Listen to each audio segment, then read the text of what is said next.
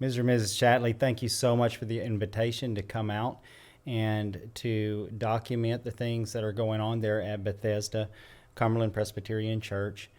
We did have a very thorough look at all of the equipment and systems there, and we feel like we have some really good recommendations for you that we're excited about so that you can move forward with confidence, even if you don't have the people with the utmost expertise in those positions, that you'll still be able to have confidence each Sunday morning that the systems are going to work as planned and be adjusted easily if need be. So I just want to present these to you, this proposal to you. And if you have any questions, be sure and call us at 870-814-0714 or just email me directly at jerry@binsburg.tech. The first thing that we want to go over is the speaker system.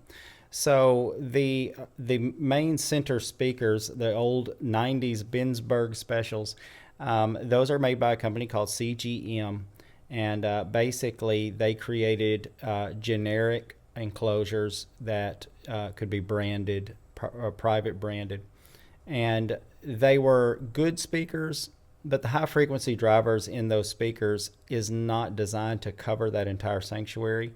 They're shooting over everyone's heads, and they have to shoot over the first several rows to be able to get to the back rows. It doesn't have a wide enough dispersion to reach the entire congregation, and for that reason, the PRTNs, the PVPRTNs, the little molded plastic speakers on the sides were added to take care of that, and it's doing a good job supplementing. However, I would love to recommend one single speaker system in the center. It's made by TOA Electronics, called the HX7, and it's called a variable dispersion speaker that actually has extremely wide coverage that can cover from side to side very evenly and all the way from the altar area to the sound booth with virtually no drop in volume front to back. This would eliminate the two black speakers in the center and the two PR10s on the sides and consolidate everything just to that one speaker system. The next thing that I would love to address is the console itself. The PV-FX series was a great line of mixers. The downfall of the FX series was that it had a lot of open potentiometers, open contacts. So in a higher humidity environment, they didn't last very long, but none of them lasted for as long as they probably should have. What happens if any of the adjustments, the knobs, the faders, or anything like that aren't adjusted very much, then oxidation sets in on the open contacts. And so when they are adjusted, you get that really scratchy sound and a lot of things like that going on. And we've noticed that on a lot of the faders and knobs on that mixer. So I would like to replace it, or propose to replace it, either with a digital console or even more simply with a Yamaha analog console. And I believe that would make everything a lot more rock solid. Yamaha's analog consoles are very intuitive, very straightforward, even more than the FX series from PV. That being said, that leads us into talking about the wireless microphones. Out of about 10 wireless systems, only 2 of them are the same. All of the other ones are very assorted. So between Audio-Technica, Voco Pro, and Shure, all of those systems are kind of mixed up. Some of them are VHF, some of them are UHF, some of them are in illegal frequencies. And so there are a lot of varied things there. We did notice that the headset for the belt pack system was non-functioning. I believe the cable itself is broken inside the connection, so that would need to be replaced.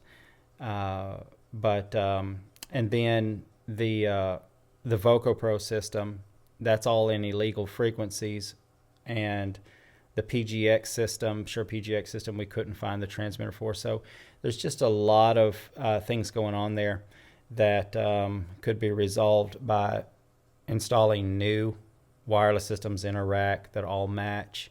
They all are designed to work together. It's a big investment, but the wireless systems are one of the biggest headaches in a church setting.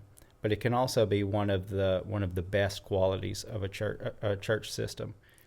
On the platform itself, we noticed that, just like we were talking about the wireless systems, out of the 7 handheld microphones on the platform, wired microphones, none of them are the same. That creates a problem because every mic is different. And having all Shure SM58s, for example, gives you a very predictable thing that you can pull out a mic, plug it into any channel, and it's going to be the same, and you can go with it. The other thing that we notice is the hanging microphones. They're Audio-Technica Pro 45 hanging choir microphones. They're hanging too low, and I'm sure they just get pulled on. But we would recommend pulling those back up to about 8 feet so that it has a good coverage for everyone in a choir if you have one. But then also the windscreens are deteriorated, so you don't really need them in an inside environment for choir mics. It's basically designed for wind. Now, the place you do need a windscreen where there isn't one is on the podium mic, and that's because the wind from your mouth is so close to the microphone typically that you get a lot of pops if you don't have that windscreen on there. So we'd like to provide you with one of those. All of the input plates on the stage that the microphones are connected to, we notice that the release tabs are broken on all but one, and that's very typical. They get stepped on, they get pulled, and things like that. However, it makes it very difficult to remove a microphone cable from the connection, and they're easily replaceable. So there's some great qualities about your video system. Namely, you have 4 good HD Vizio displays, 275s, 265s. The Dell PC is adequate. However, everything is interconnected over VGA, which means that you're getting a standard definition signal on both a PC and displays that are capable of HD.